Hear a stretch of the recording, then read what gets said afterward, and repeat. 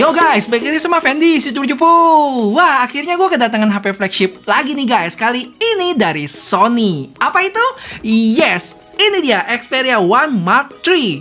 HP yang bentuknya beda nih dari yang lain. Dan jujur gue kangen banget sama HP Sony ini. Tuh, gak sabar banget nih gue pengen share ini ke kalian semua. So, gak usah pakai lama, langsung aja kita cus ke kontennya. HP gue ini yang China version ya, dan dia ada 3 warna, yaitu hitam, ungu, sama abu-abu. Untuk variannya itu dia ada 2, 12 plus 256 sama 12 plus 512. Harganya kalau dikonversi kurang lebih 19 sampai 21 juta rupiah. Dan ingat ya, itu harga di Cina sana. Untuk harga globalnya ya kita tunggu aja, harusnya bentar lagi kali ya bakal keluar. Ini dia boxnya, cukup mirip dengan generasi sebelumnya. Box putih dengan tulisan silver Xperia One Mark III Sony. Pas dibuka langsung disuguhi sama HP-nya, terus ada buku petunjuk, dan di dalamnya lagi ada chargeran 30 watt.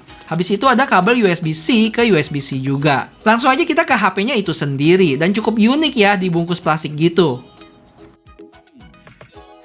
Pas dinyalain langsung disambut sama Android 11. Untuk storage-nya udah kemakan 25 gigaan dari 256 punya gua. Dan tentunya belum keinstall Google Play Store. Terus bloatware-nya itu bisa dibilang nggak terlalu banyak. Mungkin sekitar 10-15an doang. Yang mana sebagian besar bloatware itu bisa dibersihin kok. Maksudnya di uninstall. Dan setelah gua install Google Play Store beserta kawan-kawannya dan setting sana-sini, jadilah mirip kayak global version. Bahkan kayak font app bawaannya bisa gua ganti loh sama yang punya Google. Sejauh ini gua lihat nggak terlalu banyak customisasinya dari sisi interface, jadi udah kayak stok Android gitu. Terus ngomongin benchmark, untuk skor Antutu versi 9-nya dapat 820 ribuan. Dan ini dia skor Geekbench sama 3D Marks-nya. Satu kata, unik. Jarang banget kan lihat HP panjang kayak begini. Digenggam pakai satu tangan enak dan beratnya pun pas. Kalau dibandingin sama Xperia One Mark II, sebenarnya nggak jauh beda ya secara dimensi. Cuman beda 1 mili doang untuk panjang dan lebar. Terus sekarang bagian belakangnya udah frosted gitu, nggak mengkilap lagi. Yang mana bakal susah buat nempel sidik jari. Habis itu kamera modulnya yang memanjang dengan bumpnya yang termasuk tipis sih dengan tulisan Sony di tengah. Untuk bagian depan dia punya ukuran layar 6,5 inch dengan kamera selfie dan lampu notifikasinya yang diumpetin di bezel atas. Jadi layarnya bener-bener full tanpa ada notch-notchan. Terus bezelnya tipis di bagian kanan sama kiri, tapi atas sama bawah cukup berasa ya. Terus perlindungannya juga ada Gorilla Glass Victus untuk kaca depan. Belakangnya pakai Gorilla Glass 6 dan aluminium frame. Di sebelah kanan ada volume button, terus power button yang merangkap sebagai fingerprint sensor. Lanjut ada tombol voice assistant. Dan terakhir ciri khasnya HP ini nih, dia punya shutter button yang mana ada tekstur gitu bergerigi-gerigi. Di sebelah kiri ada slot SIM yang hybrid. Maksudnya untuk slot keduanya kalian bisa pilih mau dimasukin SIM card atau SD card. Dan bukanya cukup unik ya, dicongkel gitu, bukan pakai SIM ejector. Di bawah ada mic dan USB Type-C port, terus di atas ada mic lagi, dan ini dia lubang kebahagiaan bagi sebagian orang nih, yaitu 3,5 mili jack. Terus di mana speakernya? Ada di depan layarnya, di pinggir atas sama bawah gitu. Yang mana udah dual stereo speaker, jadi mungkin ini alasannya kali ya kenapa bezelnya lebih tebal. Oke, lanjut kita ke spesifikasinya. Mulai dari layarnya yang punya ukuran 6,5 inch dengan aspek rasio 21:9, yang dibilang itu cinema wide. Habis itu ada 4K HDR OLED, 10-bit dengan 1 billion color. Terus untuk refresh rate-nya 120 Hz dengan 240 Hz touch sampling. Sama dia punya 240 Hz motion blur reduction. Sedangkan dari sisi performance-nya, dia standar flagship ya dengan Snapdragon 888 yang pabrikan 5 nanometer, Adreno 660 dan UFS 3.1 LPDDR5. Dari sisi baterainya dia punya kapasitas 4000 mAh dengan support fast charging 30 watt yang diklaim bisa sampai 50% dalam 30 menit. Terus dia juga udah support wireless charging sama reverse wireless charging. Nah, untuk audionya dia juga nggak main-main loh, udah dual stereo speaker dengan Dolby Atmos sama DSEE Ultimate, high-res audio dan support LDAC. Habis itu ada fitur 360 reality audio sama 360 special sound yang memberikan kita pengalaman menyatu dengan musik yang seolah-olah itu itu dia ada di sekeliling kita nih 360 derajat. Terus untuk spek lainnya itu dia udah 5G, IP6568 yang mana up to 1,5 meter selama 30 menit. NFC, Wi-Fi 6 sama Bluetooth 5.2. Oh iya, spek kameranya mana? Tunggu ya, nanti gue jelasin di topik tersendiri. Yuk kita dengerin audionya dulu, yang mana Sony ngeklaim terjadi peningkatan 40% dari sisi suaranya yang lebih kenceng ya dari model sebelumnya. Ini gue kasih denger buat kalian.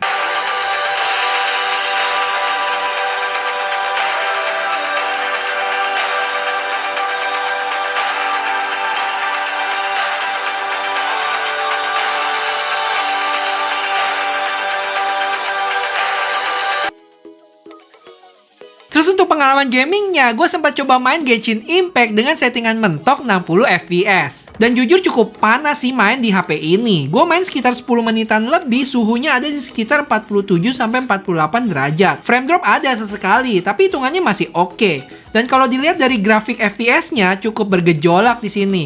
Tapi paling nggak batas bawahnya masih di sekitar 30 fps. Habis itu gue main PUBG juga, dapat settingan Ultra HD Ultra, HDR Extreme sampai Smooth Extreme. Untuk gyronya oke, responsif, dan mainnya juga lancar-lancar aja. Gue main sekitar 20 menitan, dapat FPS rata-rata di 59,4 dengan settingan HDR Extreme. Untuk suhunya sih anget-anget doang. Nah terakhir ini fitur yang cukup berguna ya, yaitu Heat Suppression Power Control. Ini buat kalian yang suka ngegame sambil ngecharge. Dengan fitur ini memungkinkan aliran listriknya langsung ke HP-nya. Jadi nggak lewat baterainya dulu. Yang mana bakal bikin baterainya lebih awet dan panasnya berkurang. Kalian tahu Sony Alpha Camera kan? Para engineers dari tim inilah yang membantu mengembangkan HP ini yang punya spesifikasi 12 megapiksel ultra wide dengan focal length 16 mm. Habis itu ada 12 megapiksel wide 24 mm dan 12 megapiksel lensa tele yang cukup menarik karena bisa mencakup focal length 70 mm dan 105 mm. Dimana kalau untuk Xperia One Mark II versi sebelumnya dia cuma ada 70 mm doang. Buat yang kurang paham sama focal length, gue bikin simple aja ya. Jadi intinya semakin kecil angka milimeternya, semakin luas jarak pandangnya. Kalau semakin besar, maka semakin zoom dan terkompres gitu. Sekarang gue kasih lihat contohnya nih buat kalian. Semoga nangkep ya bedanya. Oke, gue lanjutin lagi ke speknya ya. Habis itu dia ada 3D ITOF atau depth sensor. Terus untuk optiknya dia pakai Zeiss dan lens coatingnya itu Zeiss T-Star. Terakhir untuk kamera depannya itu dia punya 8 megapiksel. Habis itu beberapa fitur lainnya dia bisa recording slow-mo 4K HDR 120 fps. Ada real-time tracking juga dan 20 fps continuous burst.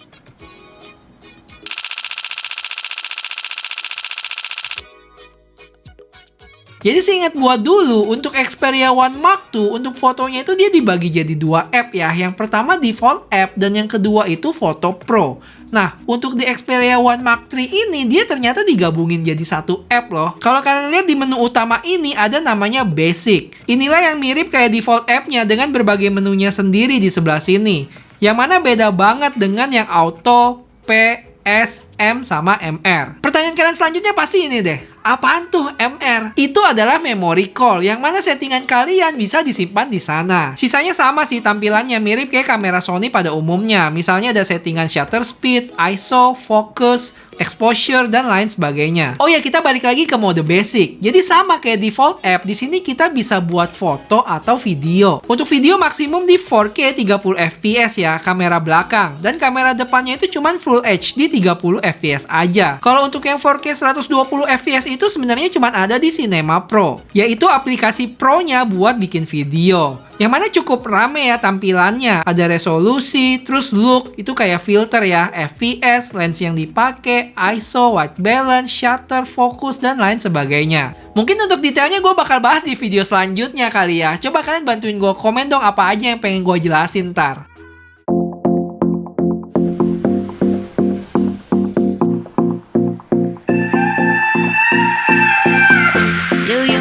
At all? Do you think about the things we used to do? No, you couldn't stand tall. So why didn't you call? So many years gone by. Yo guys, sekarang kalian lagi lihat di kamera depannya Xperia One Mark III ya. Dan gue pengen ngajak kalian lihat sunrise nih yang ngadep ke Marina Bay Sands nih. Semoga keburu ya. Sekarang jam 6.27. Oke deh, gue buru-buru. Inexplicable, I can feel it in the air. Can you feel me? Dan sekarang resolusi yang kalian lihat adalah 4K 30 fps. Oke, coba gue sekalian tes stabilisasinya ya, lari dikit nih. Yuk. Can you feel me?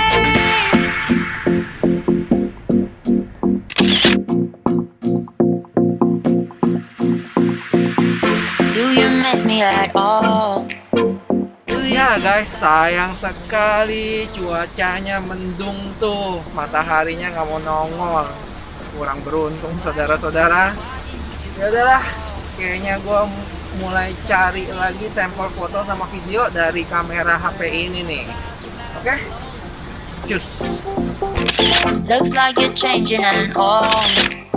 But why Dan didn't you? sekarang kalian lagi lihat di 1080p 60 fps. Dan gue baru ngeh di sini kalau kita lagi rekam nggak bisa pindah lensa ya.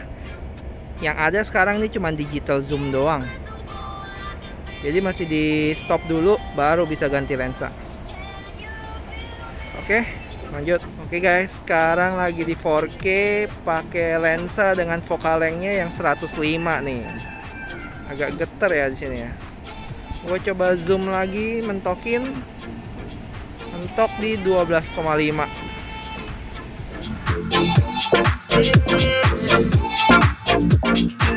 Jadi guys, segitu dulu buat sampel foto sama videonya dari Xperia One Mark III nih. Gue udah mau balik, udah gerimis juga. Mungkin reviewnya ntar ya, nyusul aja. In the air, always something in the air.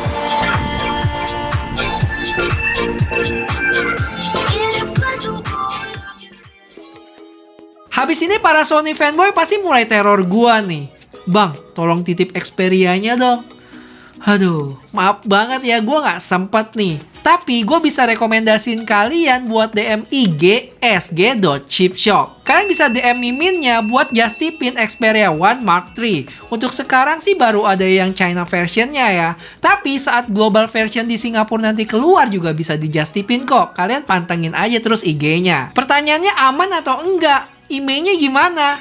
Tenang aja ya, semua itu pakai jalur resmi dan bayar pajak plus email bakal aktif dalam 2 kali 24 jam. Dan pengirimannya pun itu juga cukup cepat loh, pakai DHL Express dari Singapura ke Indonesia. Intinya kalian tenang aja, gue kenal kok sama miminnya yang urusin dan gue juga nggak bakal sembarang rekomen ya kalau emang nggak terpercaya. Jadi cus sana ya, kepoin IG sg.chipshop.